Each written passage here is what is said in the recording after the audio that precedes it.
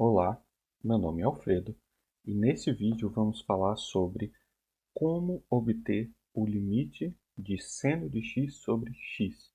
E para isso vamos introduzir uma ideia muito interessante e muito importante do cálculo que se chama o teorema do confronto. Vamos lá? Antes de falarmos sobre o nosso resultado, vamos falar sobre o teorema do confronto para o caso infinito. Depois falaremos do caso que usaremos. O teorema do confronto para o infinito, ele parte da ideia de que nós temos três funções, f, g e h, e elas têm pelo menos o domínio que vai de a até mais infinito, algum a qualquer. E, além disso, nós temos que os limites no infinito de f e h são iguais, e eles são iguais a um valor L. O f, quando x tende a infinito, é L, e o h, quando x tende a infinito, é L. Essas duas funções têm o mesmo limite. Além disso, nós precisamos, como terceira condição, que a nossa função h, para todos os valores do domínio, ela está sempre aprisionada entre as duas funções, a função f e a função h. Ou seja, f de x é menor ou igual a g de x, que é menor ou igual a h de x. Se essas condições valem, nós podemos dizer que o limite da função g é precisamente o valor L. O que isso quer dizer? Isso quer dizer que se uma função está aprisionada entre duas funções e essas funções têm o mesmo limite, então a função que está aprisionada vai ter aquele limite L. Vejamos então um exemplo que ilustra esse fenômeno. Vamos escrever essas três funções. Vamos escrever a função f de x, que é menor do que g de x, que é menor do que h de x. Tanto f quanto h tendem, quando x vai para o infinito, tendem a um valor L. O que isso quer dizer é que nós temos uma função f, que, por exemplo, vai conforme essa linha amarela, tendendo cada vez mais ao valor L, e nós temos uma função f que também tende, mas é menor do que a função h, tende ao mesmo valor L. E a nossa função g, ela está sempre aprisionada entre esses dois valores. Então, ela vai ser algo sempre variando entre esses dois valores. Não importa qual que é exatamente o formato dessa função g. E pela imagem, nós podemos perceber que esse aprisionamento vai garantir que a função g também tem que tender a esse mesmo valor L. E essa é a ideia do teorema do confronto para o caso infinito. Mas uma ideia similar também vale para o caso em que temos um valor qualquer a para o qual as funções tendem. E é isso que vamos ver para o teorema do confronto na sua versão geral. Então, de modo muito semelhante, vamos enunciar o teorema do confronto para o caso geral. Nós temos, como no caso infinito, três funções, uma função f, uma função g e uma função h, que têm domínio pelo menos no intervalo que vai de um a até um b, e existe um valor c, que é o valor de interesse, que está nesse intervalo aberto.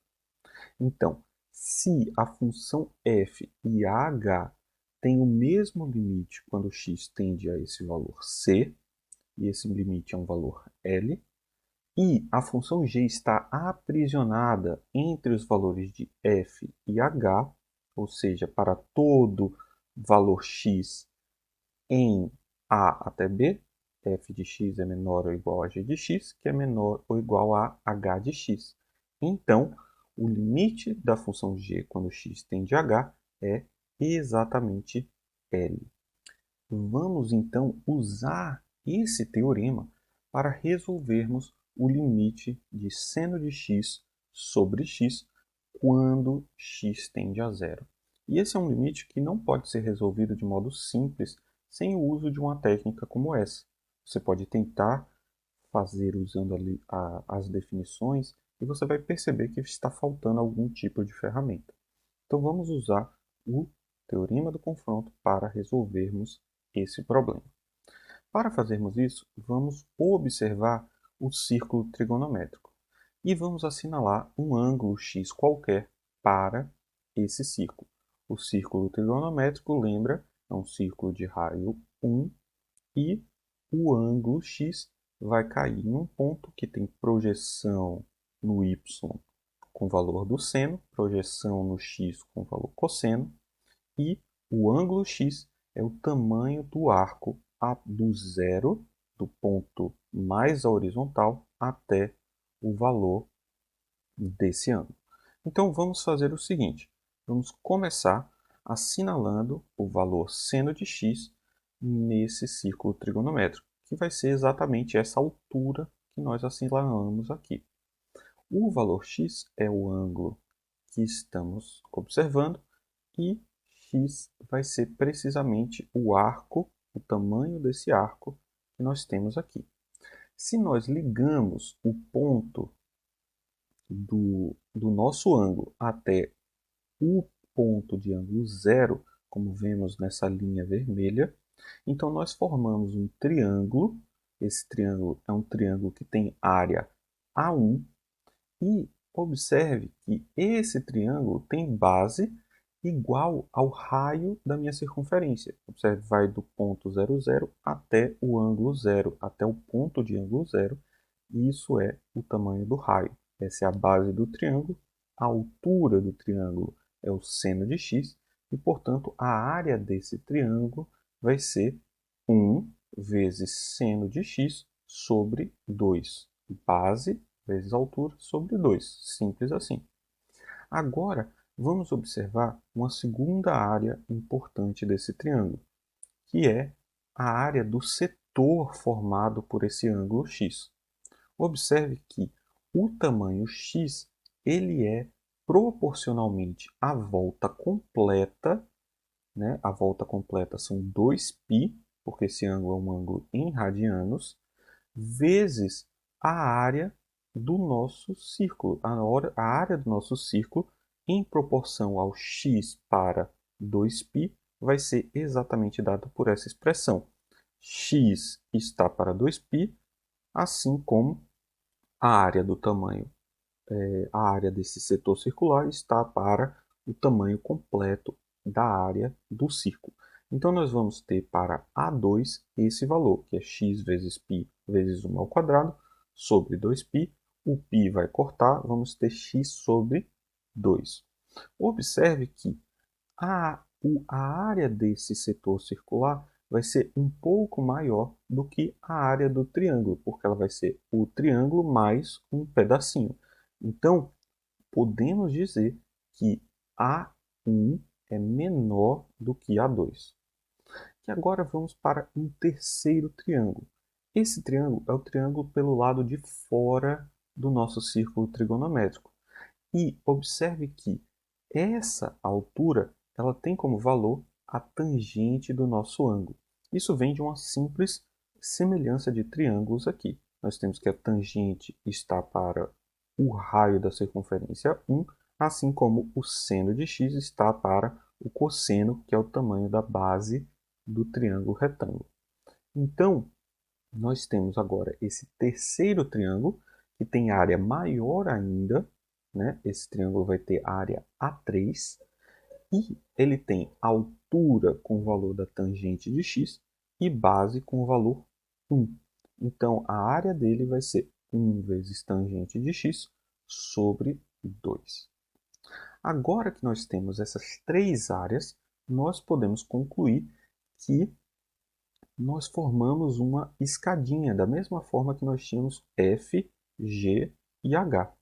Escrevamos, portanto, essa escadinha. Nós temos A1 menor que A2, menor que A3.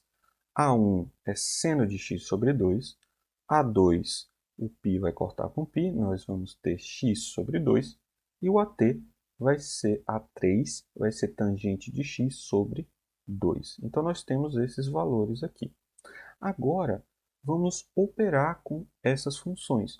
Observe que o 2 ele aparece embaixo de cada um desses casos, então nós podemos cortar. E, além disso, lembra, nós queremos que apareça seno de x sobre x, então nós precisamos fazer alguma manipulação ainda aqui. O que vamos fazer é o seguinte, vamos primeiro inverter todas essas funções. Então, vamos escrever 1 sobre seno de x, 1 sobre x e 1 sobre tangente de x.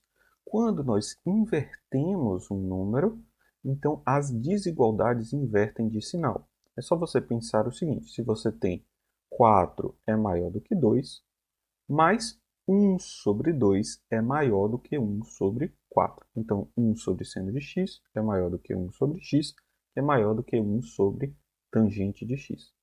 Então, nesse caso, nós agora obtemos, né, a tangente de x é seno sobre cosseno, então quando inverte vai ficar cosseno sobre seno. E agora vamos fazer o seguinte, vamos multiplicar por seno de x todos os valores. Então, no caso, o primeiro valor vai ser 1, o segundo valor vai ser seno de x sobre x, e o terceiro valor vai ser cosseno de x sobre seno de x. Quando multiplicado por seno de x, vai ficar cosseno de x. Então, agora nós temos uma situação muito similar ao que nós tínhamos no teorema do confronto. Nós temos três funções.